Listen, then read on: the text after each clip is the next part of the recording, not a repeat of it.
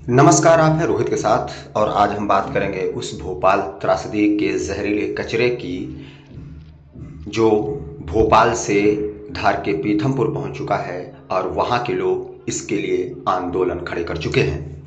Methyl isocyanate, phosgene, chloroform, carbon tetrachloride ये ऐसे जहरीले केमिकल हैं जिन पर केमिस्ट्री के स्टूडेंट्स मास्क लगाकर लैब में एक्सपेरिमेंट करते हैं, बचते हुए बचाते हुए। लेकिन भोपाल के उन लोगों का क्या जो इस गैस त्रासदी से प्रभावित हुए हैं? इन लोगों की जिंदगी में ये केमिकल तो हवा पानी में शामिल है। ये लोग इस मिक्स्ड पानी को पीते हैं और इसी हवा को सांस में लेते हैं। पीथमपुर में इस जहरीले कचरे की आमद की खबर से अब इलाके में आंदोलन खड़ा हो गया है और लोगों का ये मानना है कि इस जहरीले कचरे के निपटान से यहाँ के लोगों पर भी वही असर होगा जो भोपाल गैस त्रासदी के समय हुआ था।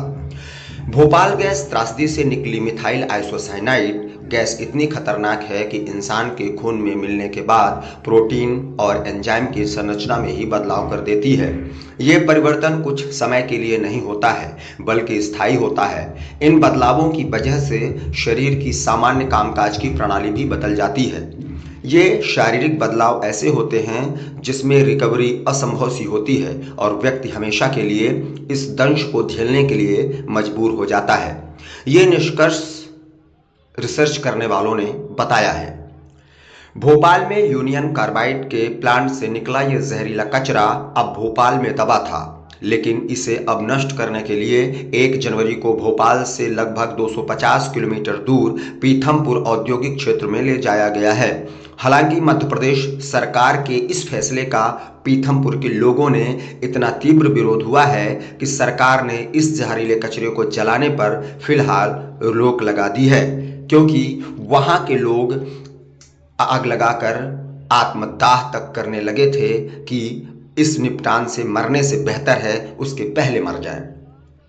भोपाल गैस त्रासदी के पीड़ितों को न्याय दिलाने के लिए लड़ाई लड़ रही सामाजिक संस्था का कहना है कि सरकार का ये फैसला पीथमपुर में दूसरा भोपाल बना देगा। रिसर्च करने वालों का कहना है कि अभी भी 11 लाख टन जहरीला कचरा और मिट्टी भोपाल के वातावरण को, ग्राउंड वाटर को जहरीला बना रहा है। सवाल है कि भोपाल के पीथमपुर औद्योगिक क्षेत्र लाए गए 346 में से 337 मीट्रिक टन इस जहरीले कचरे में कौन कौन से रसायन हैं जिनकी आमद की खबर सुनकर ही पीथमपुर के लोग आंदोलित हो गए हैं।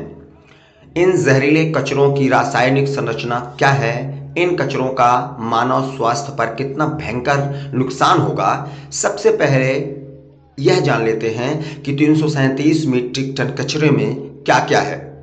तो पहला आप समझ लीजिए कि वो जहरीला कचरा क्या है। तो नंबर 1 है दूषित मिट्टी, जिसमें 135 मीट्रिक टन है। उसी में है टॉर यानी कि सेविन और नफ्थाल, जिसमें वो 95 मीट्रिक टन ये है। Reactor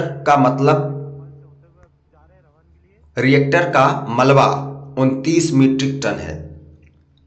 semi processed pesticide 57 metric ton है, जो कुल मिलाकर 346 मीट्रिक टन हो जाता है।